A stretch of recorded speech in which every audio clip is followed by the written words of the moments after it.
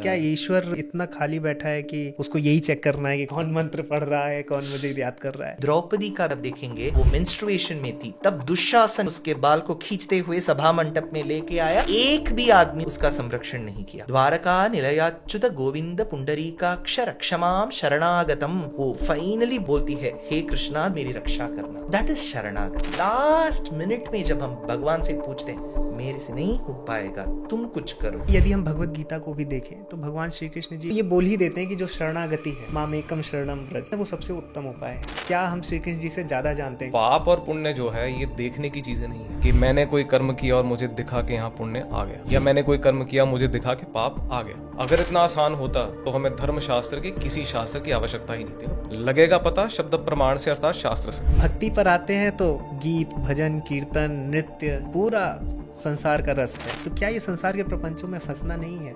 वैराग्य का मतलब सभी को छोड़ देना नहीं है। लक्ष्मी निशंक लीला निलयनम अमृतस्यंद संदोहमंतः। भगवान कृष्ण जब मैं तुम्हें देखता हूँ तो इस सृष्टि के सभी सुंदर पुष्प मेरे सामने आ जाते हैं, क्योंकि मैं जब कमल को देखता हूँ तो तुम्हारे आंखें याद आ जाती है, जो सीजेमी फ्लावर को देखता हूँ तो तुम्हारे नासिका आ जाती है। All that you do continue doing but do it towards भगवान, वो ही है वैराग्य। ईश्वर प्रणिधान, ईश्वर को अपने कर्मों को या उनके कर्मों के फलों को समर्पण करना। वो कब होगा? जब ईश्वर है ये ज्ञान हो, जब ईश्वर ऐसा है ये ज्ञान हो। ज्ञान मार्ग में जो अंधविश्वास है, ग्रंथों को पढ़ने के भी कुछ नियम हैं, तो क्या ये केवल अंधविश्वास है या वो सच में वैसे ही उन ग्रंथों को पढ़ना चाहिए जैसा बताया गया है? हमें फल चाहिए शास्त्र का, लेकिन विधि हम अपनी बनाना चाहते हैं। तो इसीलिए लौकिक हो, शास्त्रीय हो। आपको अगर विद्या लेनी है तो श्रद्धा की तो आवश्यकता है, ताकि आप उतना टाइम उन नियमों के साथ बिताओ। कलयुग में अगर आप भगवान का नाम जब भी कर लें तो आपको मोक्ष मिल जाएगा। कलौ केशव कीर्तनम, कि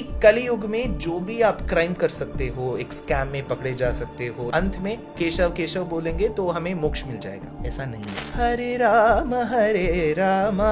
आप जितना भगवान का नाम लोगे तो आपको अभिरुचि आ जाती है भगवान पे, और इसके बाद ब्रह्म विद्या का ज्ञान मिल जाएगा, और उस उपाय के अनुष्ठान करने से ही मोक्ष प्राप्त होती है। अगर श्री कृष्ण जी गुरु हैं तो उन्होंने भगवत गीता को क्यों नहीं फॉलो किया?